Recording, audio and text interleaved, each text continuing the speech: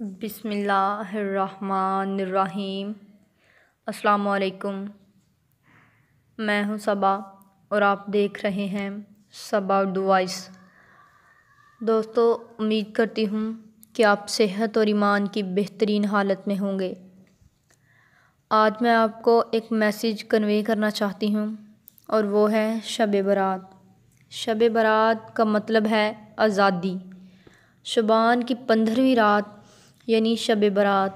حدیث میں ہے کہ حضرت عائشہ صدیقہ رضی اللہ تعالیٰ عنہ فرماتی ہیں کہ رسول اللہ صلی اللہ علیہ وآلہ وسلم نے فرمایا کہ عائشہ، کیا تم جانتی ہو کہ شعبان کی 15ویں شب میں کیا ہوتا ہے؟ میں نے عرض کیا، یا رسول اللہ صلی اللہ علیہ وآلہ وسلم، آپ ہی فرما دیجئے۔ ارشاد ہوا کہ آئندہ سال میں جتنے بھی پیدا ہونے والے لوگ ہوتے ہیں اس شب میں لکھ دیے جاتے ہیں، اور جتنے بھی لوگ آئندہ سال میں مرنے والے ہوتے ہیں اس شب میں لکھ دیے جاتے ہیں۔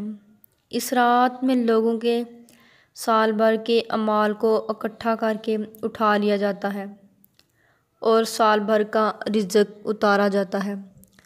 ہمارے پیارے نبی صلی اللہ علیہ وآلہ وسلم کا ارشاد ہے کہ شعبان میرا مہینہ ہے اور رمضان اللہ تعالیٰ کا۔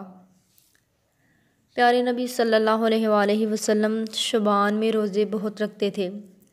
اماں عائشہ صدیقہ رضی اللہ تعالیٰ عنہ نے پوچھا کہ آپ صلی اللہ علیہ وآلہ وسلم، آپ اتنے روزے کیوں رکھتے ہیں؟ کہا، اس میں ایک رات ایسی ہے جب اعمال اللہ کے پاس پیش کیے جاتے ہیں۔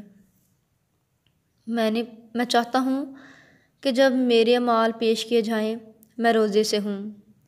ویسے تو اللہ کے پاس سب کچھ لکھا ہوتا ہے، لیکن فرشتوں میں اعلان 15 شعبان کو ہوتا ہے کہ یہ ہوگا، یہ مر جائیں گے۔ فرشتے ان لوگوں کو دیکھ کر ہنستے ہیں کہ اوپر ان کا نام مردوں میں شامل ہے اور نیچے یہ زندہ ہیں، ایک دوسرے سے حسد کرتے ہیں، لڑائی جھگڑے کرتے ہیں۔ 15 شعبان کی رات اللہ اپنے بندوں پر نظر دوڑاتا ہے۔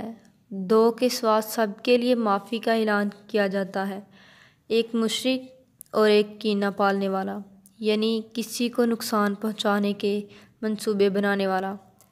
اس رات اللہ تعالیٰ بخشش فرماتا ہے، یہ بہت مبارک رات ہے۔ اس رات کا روزہ اللہ تعالیٰ کے رسول رکھا کرتے تھے۔ اللہ تعالیٰ ہمیں رمضان کے استقبال کی توفیق نصیب فرمائے۔ اللہ تعالیٰ ہمیں رمضان کے روزے رکھنے کی توفیق عطا فرمائے، آمین۔ ہمیں اس رات کو روزہ رکھنا چاہیے اور اس رات کو جاگنے کا اہتمام بھی کرنا چاہیے۔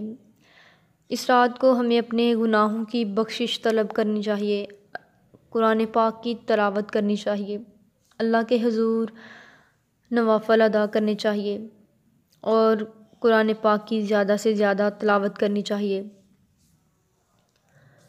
ہمیں اپنے دل کو برائیوں سے اور ہر بری بات سے، ہر ایک بغض سے اپنے دل کو صاف رکھنا چاہیے۔ دل کو صاف رکھنا بہت بڑی سنت ہے۔ آپ صلی اللہ علیہ وآلہ وسلم نے حضرت انس سے فرمایا، بیٹا اپنے دل کو صاف رکھ۔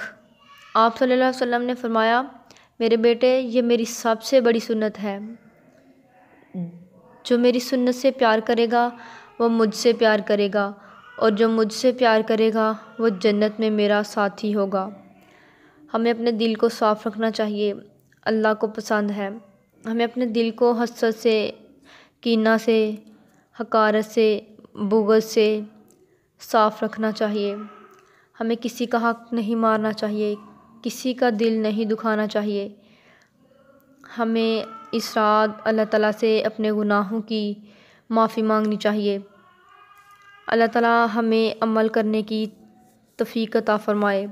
دوستو، اگر میرا یہ میسیج آپ کو اچھا لگے تو لائک اور شیئر ضرور کریں، اور ساتھ ہی گھنٹی کے بٹن کو پریس کر دیں تاکہ میری نیکسٹ آنے والی ویڈیو آپ کو آسانی سے مل سکے۔